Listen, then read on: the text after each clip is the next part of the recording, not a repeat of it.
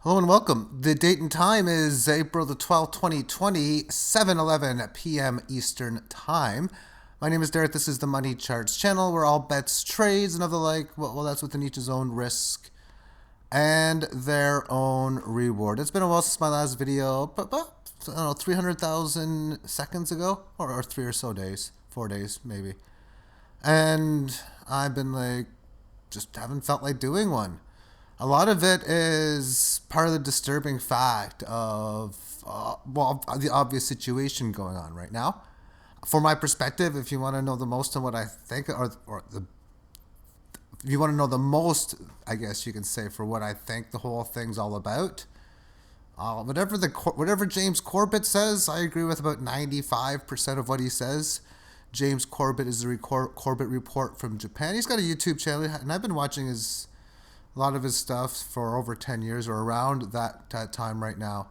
Basically, it's a pandemic, but I think there's a letter short of it. I think we need the second letter to have an L to be inserted. So that's my basic feeling of the situation, and just a lot of not cool things, of course, within this world. But this is a situation, as I've been mentioning, as far as the economic level. We've never had such a shutdown of this measure. The inflationary cycle just out of control. Well, silver, on today's movement, it's just gapping pretty much where it closed yesterday, as it's doing just its yada yada kind of deal. The initial claims are it's just crazy. It's 60, is that 66 million? That's, or 6 million, 6 million. And if we look at this on the monthly chart, that's when the candles come in.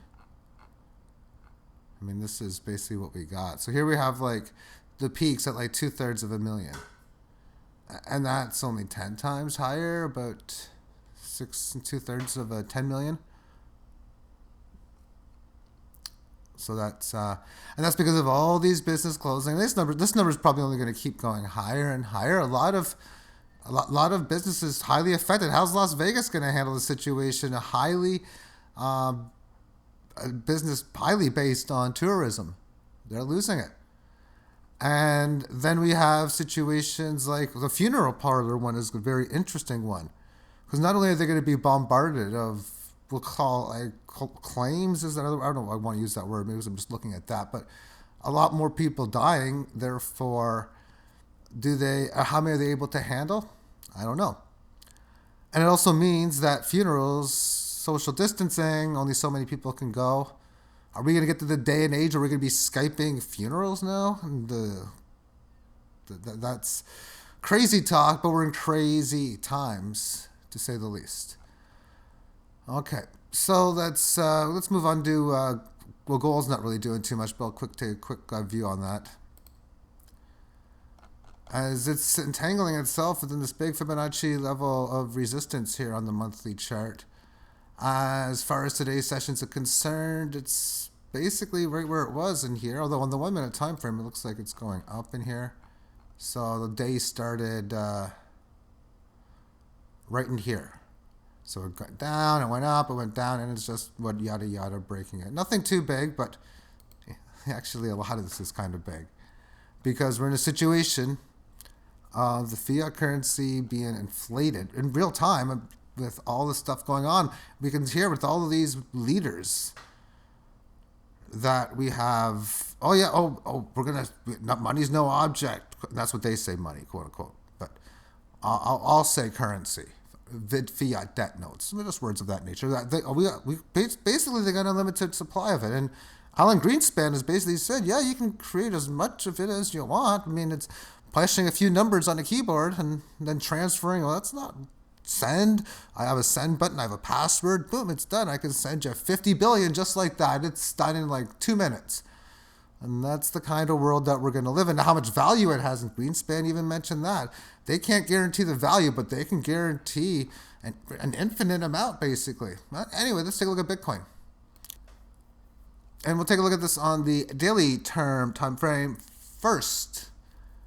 $7,020 US, which has been in this 18 average basically since March the 19th.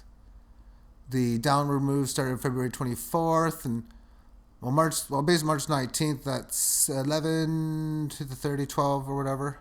12 plus 12 is 24. A little over 3 weeks in this correctionary move. And really, it's more of an uptrend, is a combination of both, as we do have this consistent uptrend.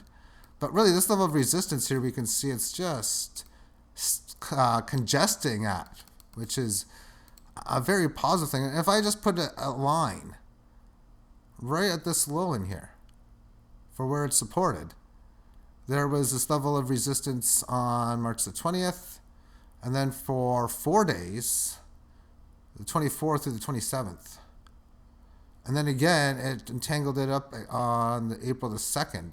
And it was 4 days at that level, and now it broke out there. It stayed and held above it now for 1 full week, as it stays within the 18 average. On the single hour term time frame, there we can see the support that it's had. Of course, I drew that in at the low. So it's not like, oh, yeah, it hit that line. Yeah, well, I put it there. But as we can see, as it works, that it had little time at this line here, the whole point of why I drew it. And then it comes back, and it's been sent a lot of resistance in here.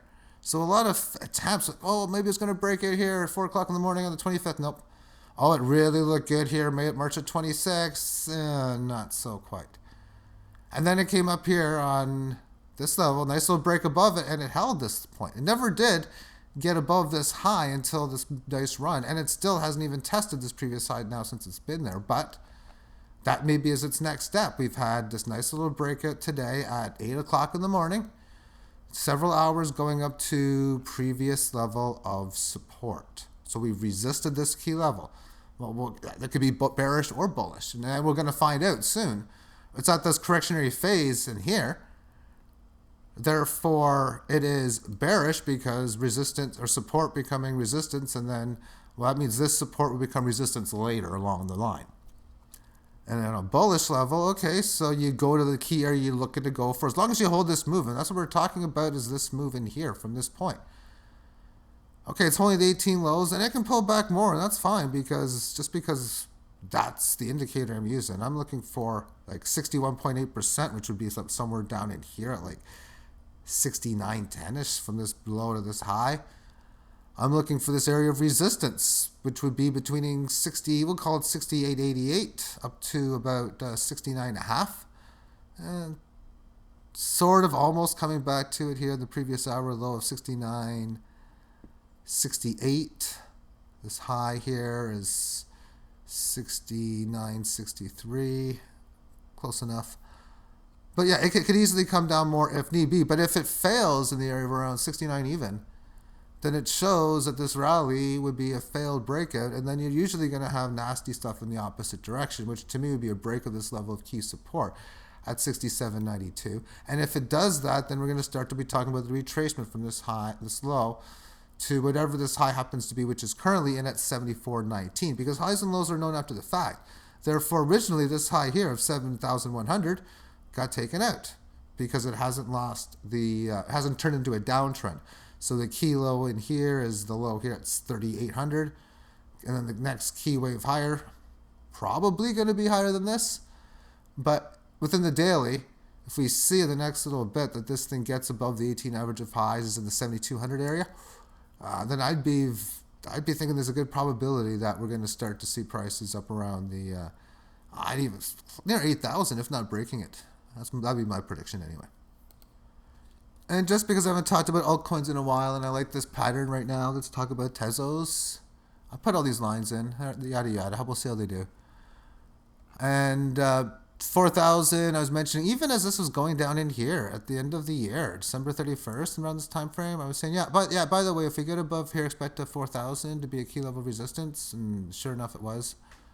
So now as I'm looking at this, I put these lines in a long time ago. I see on the daily that this is, since the breakout on April 6th or April the 8th, the 3-day green candle up, that it's holding it very well above the 18 average of highs. It's doing so, consolidating at this line in here, which is very interesting when we look at this on the shorter term. And I'm going to move this onto the hourly, which we can see now it's supporting it, but just how crazy this was. First you have to resist it once, you resist it twice, 3 times, 4 times, the 5th time, and finally breaks.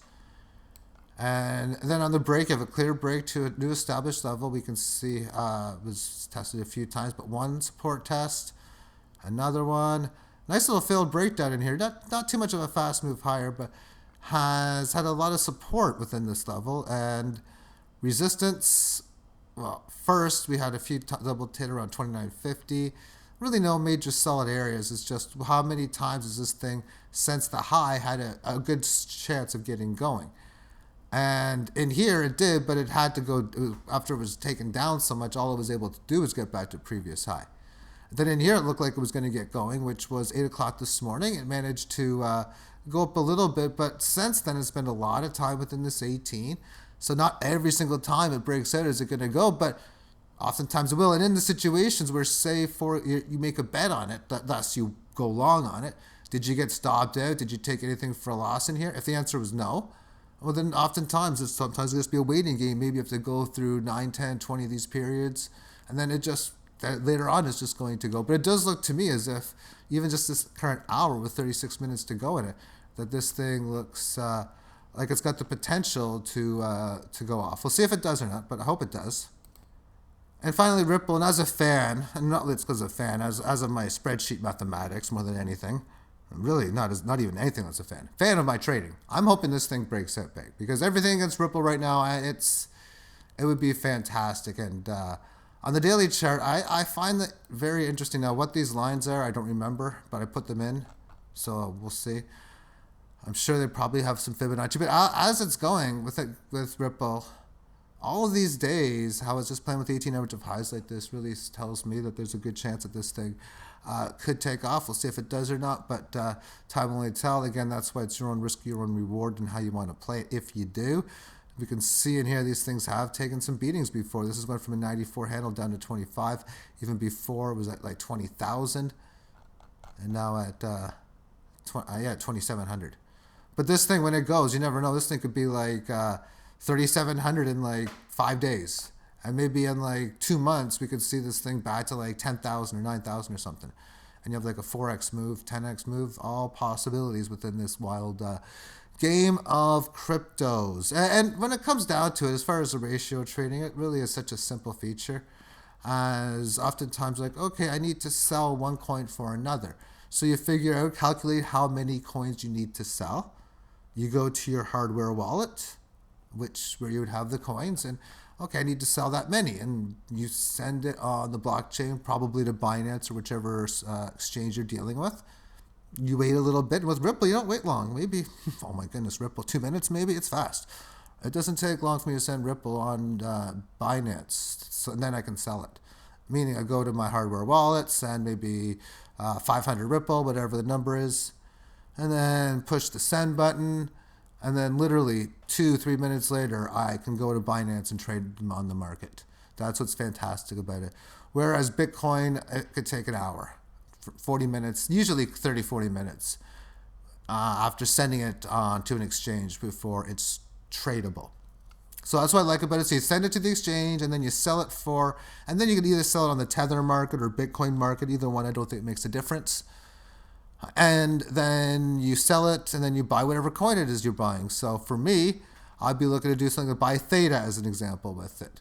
And then I'd buy my Theta, and then I'd take my Theta, and then I would send it to my hardware wallet. And well, Theta is another coin that takes like hardly not much time at all. Once I push my confirm button by putting my password in, really for a second time, on the Theta to confirm a send, then it's going to be about 2 minutes, 3 minutes, and it would be traded on the market. And speaking of Theta, it's not really doing much, but I can show it just to finish this video off.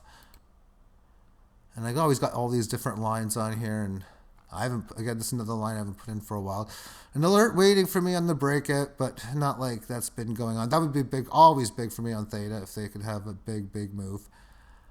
Whether it does or not, we'll see. It's been in the last short term. A lot of this just sideways action. Volatility, there's a lot of lacking in it. Just one regular random day, a low of 1169, a high of 1210.